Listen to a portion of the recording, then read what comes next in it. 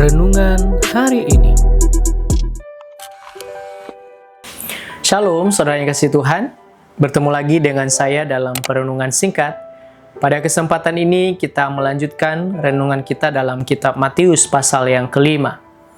Namun sebelumnya saya ingin mengingatkan kita kembali satu hal yang banyak mungkin kita dapat mendengar dari banyak orang tentang istilah lebih banyak mendengar daripada berbicara.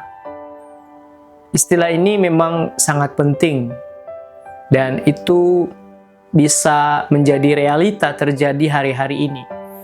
Banyak orang yang cepat sekali untuk banyak berbicara, tetapi susah untuk mendengar, bahkan sulit untuk mendengar. Namun, kita dapat belajar dari kebenaran firman Tuhan. Atau apa kata firman Tuhan tentang hal mendengar itu? Apa pentingnya tentang hal mendengar? Saudara, dalam kitab Matius pasal yang kelima, ayat yang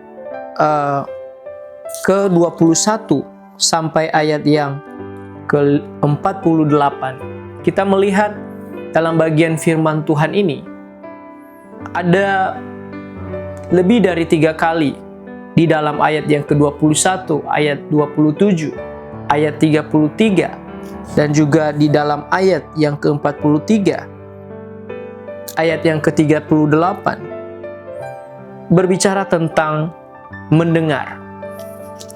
Hal ini memang sangat penting, saudara, bahwa seorang yang sungguh-sungguh mau mendengar firman, tapi tidak hanya mendengar, tapi mengerti dan mengetahui apa yang dimaksud oleh sesuatu atau apa yang dimaksud oleh Tuhan lewat firman. Kalau kita melihat dalam bagian ayat yang ke-48 di dalam pasal yang kelima, dikatakan karena itu haruslah kamu sempurna sama seperti Bapamu yang di surga adalah sempurna. Seorang yang menjadi percaya kepada Tuhan, dia tidak serta-merta percaya, tapi dia harus mampu untuk mendengar, harus mendengar dengan baik, mendengar dengan hati, dan tidak hanya mau berbicara. Artinya bahwa mendengar ini adalah hal yang sangat penting. Karena inilah yang harus dimulai oleh seseorang untuk dia bisa mengenal Tuhan. Untuk dia bisa mengenal kebenaran. Untuk dia bisa masuk dalam iman kepada Tuhan. Bahkan untuk dia bisa hidup lebih benar di hadapan Tuhan. Kalau kita melihat dalam ayat yang ke-21 sampai ayat yang ke-47,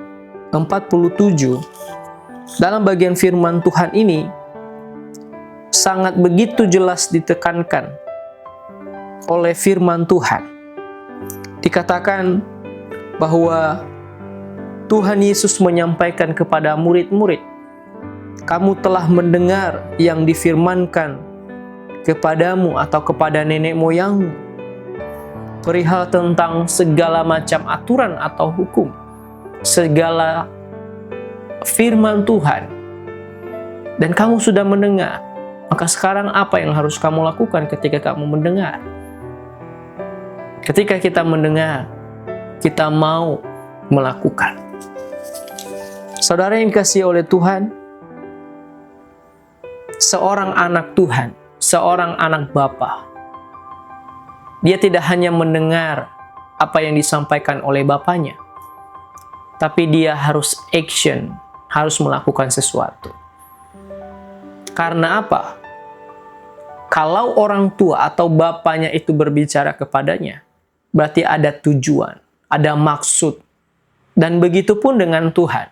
Kalau firman Tuhan berbicara bagi kita, berarti ada maksud dan tujuan Tuhan. Terlebih, kalau Tuhan melanggar kita atau melarang kita untuk tidak melakukan dosa, dan kita dengar dan kita tidak melakukan dosa. Oleh sebab itu, hanya oranglah yang sungguh-sungguh mau mendengar, tapi tidak hanya mendengar, tapi melakukan firman Tuhan. Mewujud nyatakan firman Tuhan dalam hidupnya.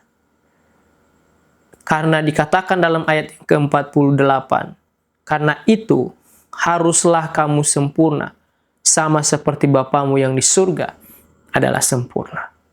Yesus Kristus datang ke dalam dunia. Dia tidak hanya mendengar Bapa, tapi dia melakukan apa yang diperintahkan oleh Bapa. Dia menyatakan kasih-Nya, mewujud nyatakan. Dia tidak hanya sekedar melakukan apa yang disampaikan Bapa. Begitupun dengan kita. Kita tidak hanya tahu apa yang ada di dalam ayat Alkitab, atau apa yang kita dengar dari firman, tapi kita sungguh-sungguh mau mengikuti apa yang Yesus ajarkan bagi kita. Biarlah bagian ini mengingatkan kita kembali. Mari kita sungguh-sungguh mendengarkan firman dan sungguh-sungguh juga untuk melakukannya. Itulah yang dimaksud dengan orang yang mengasihi Allah, ataupun dia adalah orang yang sungguh-sungguh percaya kepada Allah. Tuhan memberkati.